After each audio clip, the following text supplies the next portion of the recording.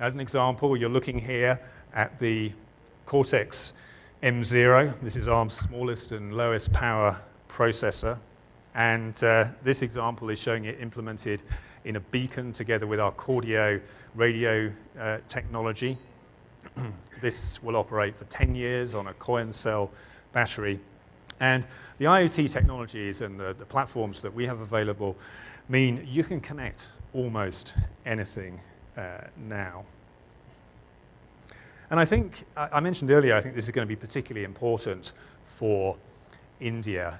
Here are some examples of products, ideas, concepts that have been created by entrepreneurs in India that are in the IoT space somewhere. There's a huge amount of activity going on here.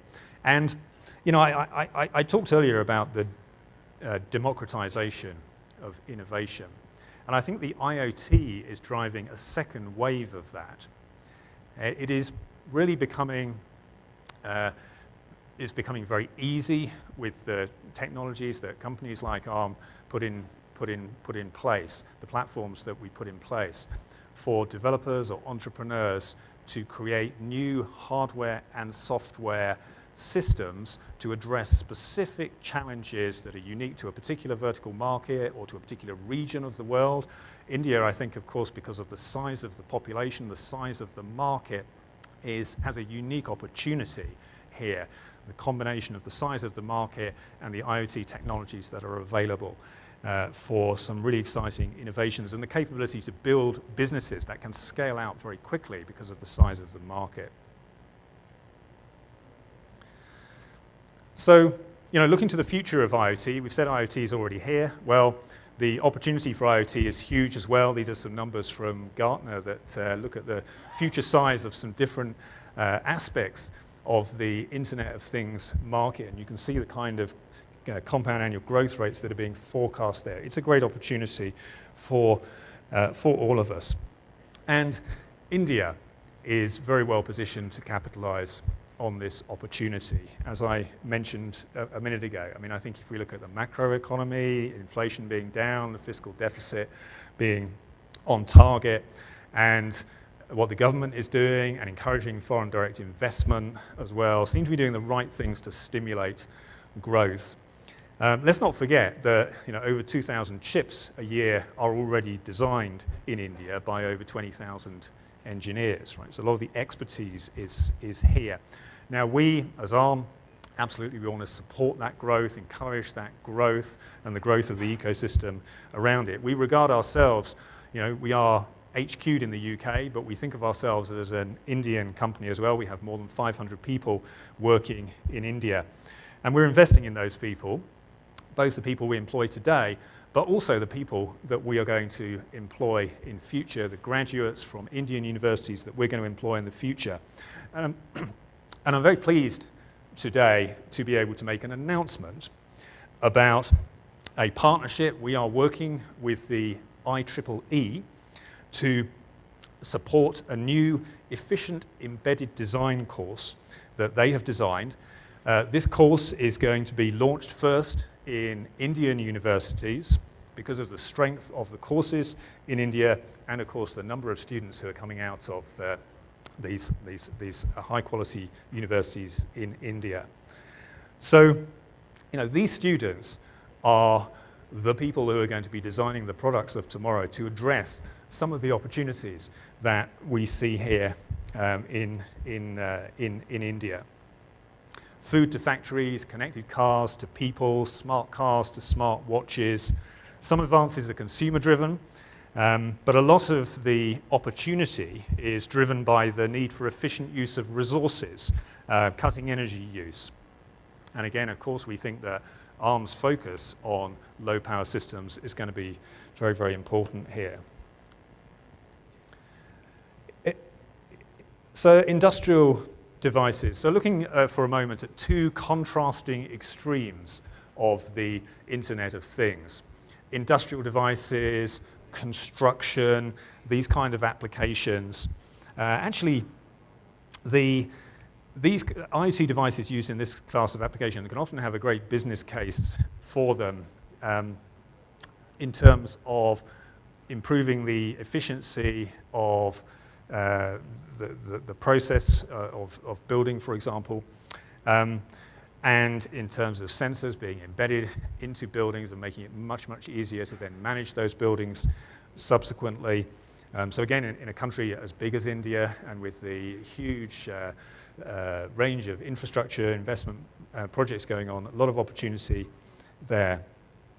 But then let's go to the other extreme, if you like, of IoT around medical. Again, a topic that's been mentioned several times today, but I think here the opportunity globally, the opportunity specifically in India is huge for medical devices. Here's an example of a medical device. This particular one is a device to help people with diabetes, measuring insulin and being able to communicate those readings back to a doctor. And so that's a great example of something that exists today. Here's another one. Okay, this one's a little bit more interesting. This is a partner that we work with, a company called Proteus. So these guys have created this system that includes a wearable patch that, again, can send information back to a healthcare provider or maybe to a relative, whoever needs to see the data. But they've also created an ingestible connected pill, right? And I believe this has recently got FDA approval in the US. And the idea is you swallow the pill and the patch will tell the doctor or your carer, or you maybe if you're caring for an elderly relative, that the pill has been taken.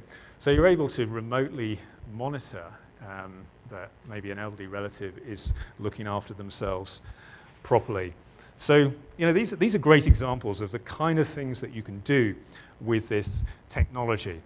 But of course, with all big opportunities, there is a challenge, and again, this is something that has been mentioned several times today, and I'm not surprised, but the challenge of security for IoT. This is one of the big challenges that we as an industry have to solve if the IoT is really going to be able to realize its full potential.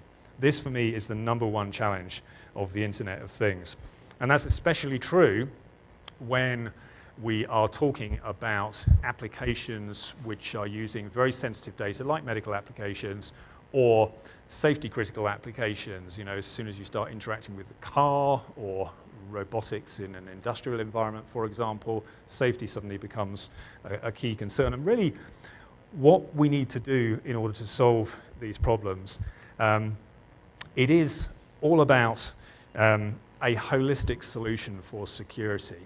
And it's no good for us in the industry to expect a small startup company to be able to have who's got an innovative idea for an IoT application to also have the expertise to be able to make that system secure. It's a very, very specialist and complex area.